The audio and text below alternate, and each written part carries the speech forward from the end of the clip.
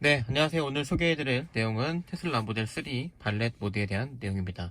이 내연기관차랑 이 전기차가 생각보다 많이 다릅니다. 제 느끼기에는. 운행을 할 때 악셀에 대한 민감성이나 그리고 오토파일럿 기능이라든지 여러 다른 기능들을 사실 익숙하지 않은 분들이 썼을 때 저는 상당히 리스크가 있다고 생각이 들고요. 그거를 방지하기 위한 하나의 기능이라고 생각이 됩니다. 그래서 발렛 모드를 키게 되면은 속도가 113km로 제한이 되고 최대 가속 및 동력이 제한이 됩니다. 그리고 트렁크랑 글로브 박스가 잠기고요. 내비게이션 시스템에서 자택이나 회사 위치를 사용할 수 없고 음성 명령이 불가능하고 크루즈 컨트롤 사용이 불가능하고요. 상태 파악 기능을 대부분 사용할 수 없고 모바일 액세스 설정을 사용할 수 없고 드라이버 프로필에 접근할 수 없습니다. 그리고 와이파이나 블루투스는 사용을 할 수가 없게 되는 거죠. 그러니까 생각보다 어떤 제한적인 기능들이 많이 생기게 됩니다. 이 기능들이 이렇게 제한적으로 생기는 이유는 아마 안전을 위해서 이 테슬라가 익숙하지 않은 분들을 위해서 이렇게 제한을 두는 것 같고요. 이 발렛 모드를 설정하는 것은 매우 간단합니다. 프로필을 누른 다음에 발렛 모드를 설정하면은 이제 발렛 모드가 설정이 된 겁니다. 이 발렛 모드를 설정하고 나서 제가 느끼기에는 여기에 있는 것들을 다 이제 컴포트, 그 다음에 스티링 모드도 컴포트, 회생제동도 낮음이라고 해놓고 정지 모드도 저는 항상 홀드 모드로 하는데 크림 모드로 해놔야 그 일반적인 내연차랑 비슷한 운전하는 느낌을 받으실 수 있을 겁니다. 그래서 크림 모드를 설정해 놓으면은 최대한 내연기관차와 비슷한 운전을 할 수 있는 설정이 되는 거로 보시면 되겠습니다. 그래서 이런 기능을 일단은 세팅을 해 놓은 상태에 발렛 모드를 해놓고 대리기사를 부른다든지 다른 전기차에 익숙하지 않은 분들이 운전을 하는 게 꼭 필요하지 않을까라는 생각이 들어서 간략하게 이 기능을 설명을 드리고, 주변을 한번 제가 발렛 모드로 운행을 하고 실제로 기존의 발렛 모드가 아닐 때랑 발렛 모드일 때랑 얼마큼 다른지 같이 한번 비교하는 영상까지 보여드리도록 하겠습니다. 이 발렛 모드를 끄는 거는 간단합니다. 다시 누른 다음에 비밀번호를 누르면 되는데, 이 비밀번호는 본인이 초기에 설정한 비밀번호를 누르게 되면은 이 주행 모드가 발렛 모드에서 원래 제 모드로 바뀌게 됩니다. 그래서 일단은 가속은 컴포트, 그 다음에 스티어링 모드 컴포트, 회생 제동도 낮음, 정지 모드도 크림 모드로 하고 제가 저희 동네 한 바퀴를 돌고 한번 오겠습니다. 그리고 발렛 모드가 아닌 상태에서 이거를 운행을 하고 차이점을 한번 같이 설명을 드리겠습니다. 네, 지금은 보시다시피 발렛 모드이고요. 발렛 모드로 제가 지금 주행을 한번 해보겠습니다. 크림 모드를 하니까 브레이크를 떼면은 이렇게 바로 출발을 하죠. 보통 홀드 모드를 하게 되면은 출발하지 않습니다. 크림 모드로 제가 운행을 해보겠습니다. 이게 실제로 별거 안 다를 것 같지만 아무리 많은 차를 운전했다고 해도 일반 뭐 현대차나 기아차나 그 다음에 벤츠나 BMW 이 차 운전해본 거랑 전기차는 제가 보기에는 완전히 다른 차입니다. 생각보다 좀 속도가 나가는 것도 좀 느리죠. 컴포트를 해놨기 때문에 그런 것도 있긴 한데 좀 차이가 있는 것 같습니다. 그리고 아마 이 기능을 해놓으면 오토파일럿이 안 될 거예요. 제가 오토파일럿도 되는지 한번 테스트를 해보겠습니다. 큰 도로를 한번 나가서 오토파일럿이랑 다른 기능들이 한번 되는지 테스트를 해보겠습니다. 네, 지금도 크루즈는 사용이 불가능하죠. 아예 크루즈 기능이 사용을 할 수가 없습니다. 지금 같은 경우도 원래는 속도가 더 빨리 올라가는 느낌인데 좀 많이 제한된 속도로 달리는 걸 느낄 수 있습니다. 무엇보다 오토파일럿 기능을 막 써보고 싶어도 쓸 수가 없습니다. 이 발렛 기능을 해놓으면. 발렛 모드 같은 경우는 모바일로도 킬 수 있는데요. 모바일로 했을 경우에는 비밀번호를 따로 걸지 않아도 끄거나 키는 게 가능합니다. 진짜 위급하거나 밖에서 제 차를 운전을 해야 된다면은 모바일 모드로 그거를 이제 발렛 모드로 바꿔놓고 운전을 하게끔 할 수 있는 거죠, 외부인이.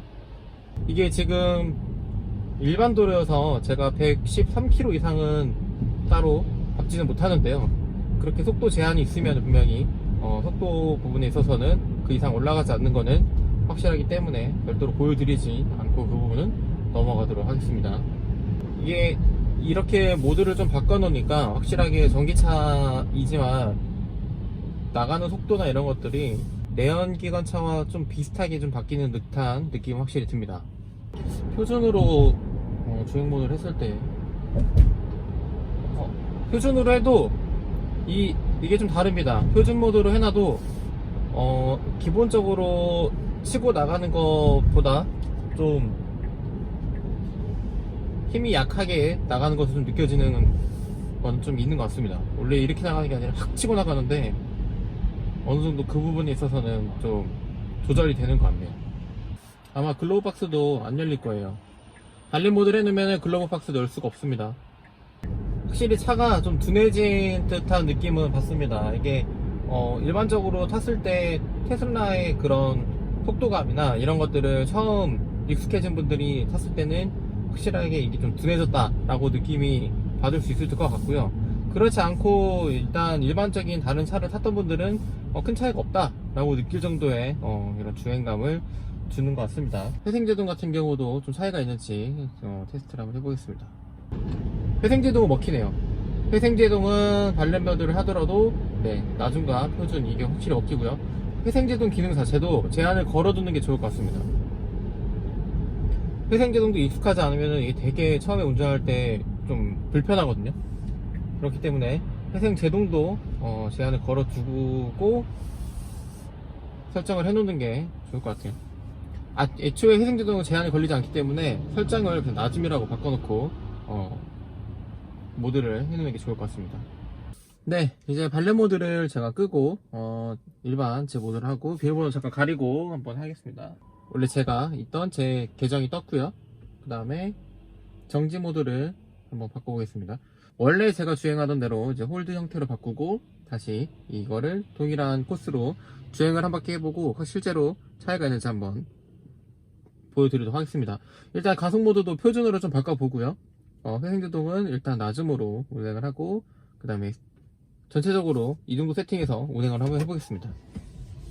네, 확실히 벌써부터 좀 나가는 게 달라요. 확실하게 발렛 모드를 했을 때는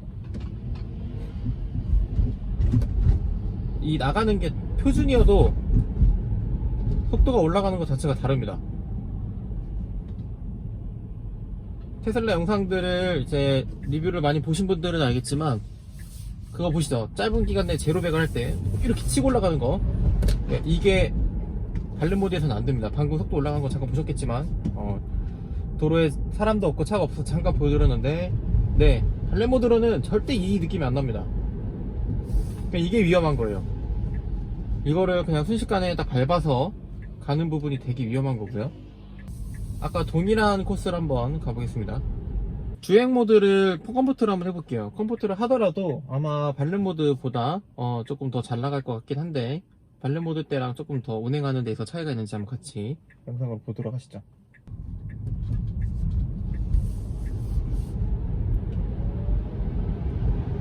아무래도 다른 것 같아요. 제가 보기에는 발렛 모드를 했을 때 나가는 속도랑 그리고 발렛 모드 했을 때 표준을 했을 때 이렇게 속도가 나지 않았거든요. 순간적으로 모터에 힘이 이렇게 들어가는 설정이 아니었습니다. 이런 부분이 확실히 제한이 되는 거죠. 네, 컴포트 모드로 다시 바꿔서 운행을 좀 하겠습니다. 그리고 무엇보다 하게 되면 오토파일럿 기능이 바로 켜지죠. 제가 보기에는 이 테슬라에서 발렛 모드를 해야 되는 여러가지 이유가 있다고 하겠지만 두 가지 이유는 일단 첫 번째는 이 오토파일럿 기능을 막는 것, 두 번째는 아까 말한 것처럼 그렇게 빠른 가속력과 속도를 올라가는 토크감을 막는 것, 이 두 가지가 될 것 같습니다.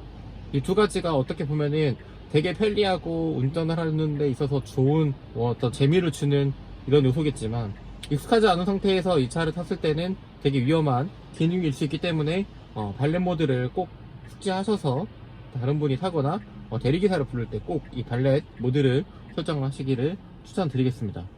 일단은 오토파일럿을 끄고 아까랑 동일한 코스를 한번 운행을 일반 제가 운전하는 모드로 해보겠습니다.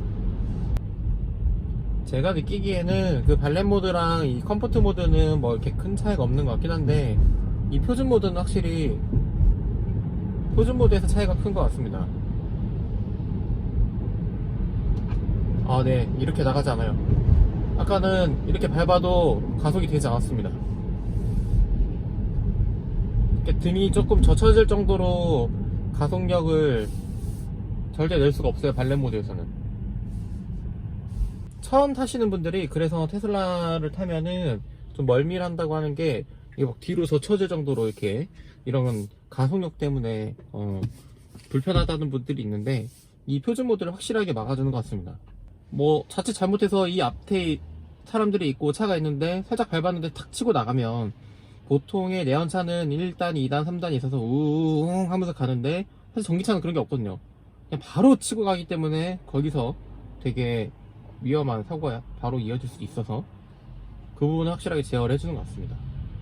모델 3나 모델 S나 모델 X를 타는 분들이 꼭 주의해서 숙지하고 운행을 하는 게 좋을 것 같다는 생각입니다. 그래서 오늘은 이렇게 발렛 모드와 발렛 모드가 아닌 모드에서 운행이 어느 정도 주행감 차이가 나는지 간략하게 영상을 찍어서 공유 드리고요. 앞으로 또 다양하게 이 테슬라 모델 3와 관련된 여러 가지 영상을 찍어서 올려드리도록 하겠습니다. 오늘은 여기까지 발렛 모드에 대한 간략한 소개였습니다. 네, 감사합니다.